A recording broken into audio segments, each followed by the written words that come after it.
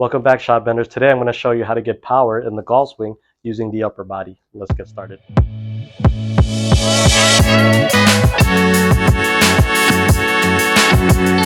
So if you're tired of being the shortest hitter in your group, feel like you're not hitting as far as you can, or just want a little bit of extra distance, this video is going to show you how to do that.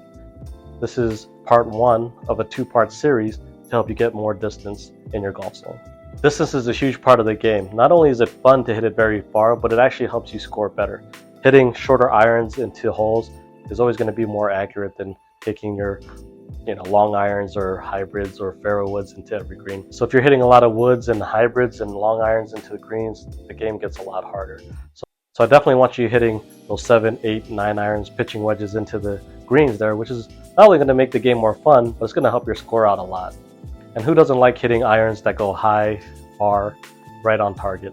And this is one of the easiest ways to get power in the golf swing using the upper body. We're not going to throw the club at the ball. We're going to be very efficient and hit it a long way.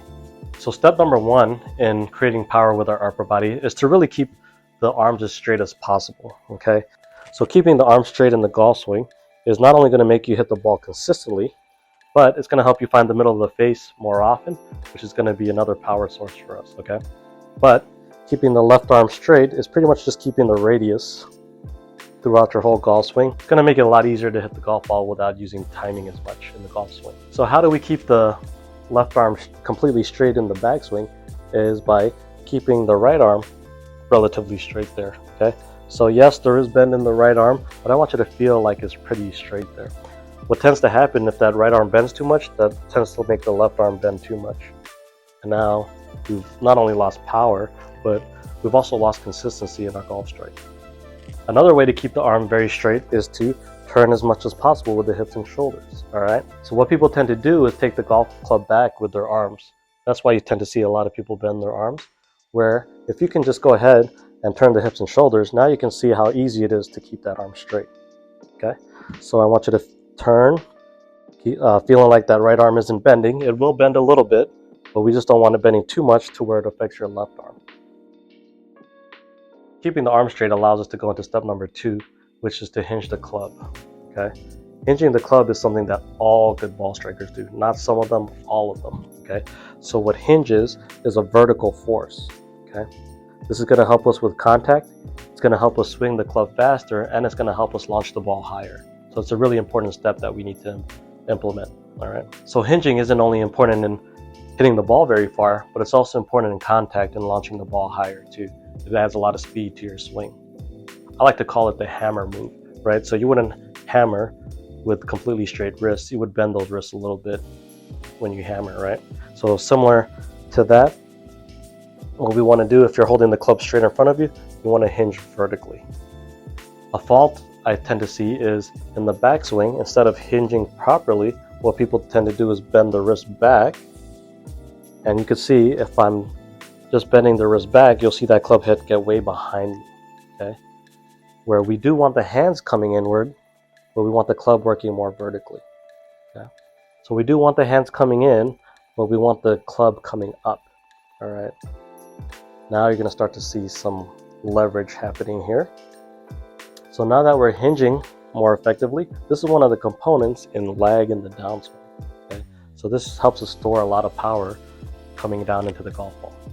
A good way to think about hinge is as you turn your hips and shoulders in the backswing, you want to feel like you're pushing down on the handle. If you push down on the handle, that gets that club more vertical. Now we're starting to use those vertical forces in the golf swing. So once again, hinge, important in speed, in contact, and in launching the golf ball really high. So if you're keeping your arms straight and you're hinging, that leads us into step number 3, which is considered as one of the biggest distance contributors in the golf swing. So if you're keeping your arms straight and hinging, as you get to the top there, you'll see a little bit of cupping there, right?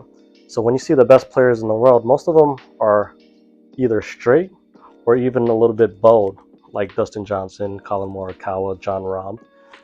This is a big distance contributor in the golf swing, but it also helps you hit it more on target, okay? So flexing that lead wrist allows us to hit it further and straighter, okay? So think of a flop shot or a bunker shot where if you have that cup wrist, you can swing really hard and it doesn't go very far. This is the opposite of that, where we're flexing that wrist. That's when you can hit that shot, that same club, very far. Okay?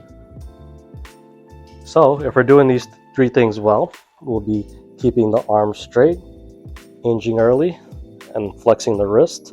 That's going to allow us to come into the golf ball with the hands leading forward. So if we're doing these three things correctly, our arms are staying straight, we're hinging, we're flexing, and that's going to help us come into the golf ball with some forward shafting. Also, another way to compress the golf ball. All right, so these three steps are all built for contact and distance. So now I'm going to demonstrate what these different movements do. So if I just hinge,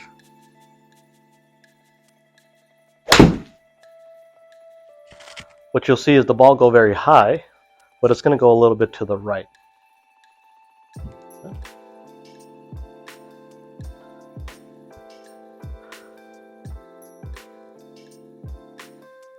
And now if I flex or bow my wrist in the downswing only,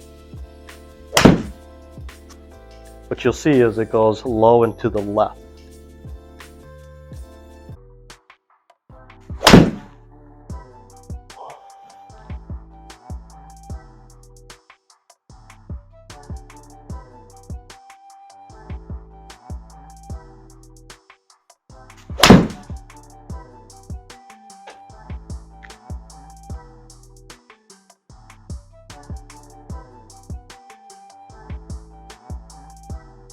So if you're doing these steps well, what you'll see are shots that go high, but then draw slightly back to the target. So there you have it. If you follow these three steps, you'll be hitting it further in no time. And be sure to check out part 2, and I'll show you how to use the lower body in the golf swing. So if this video helped you, tap the like button. And if you'd like to continue to get better at golf, subscribe, and I'll see you in the next video. Thanks for watching.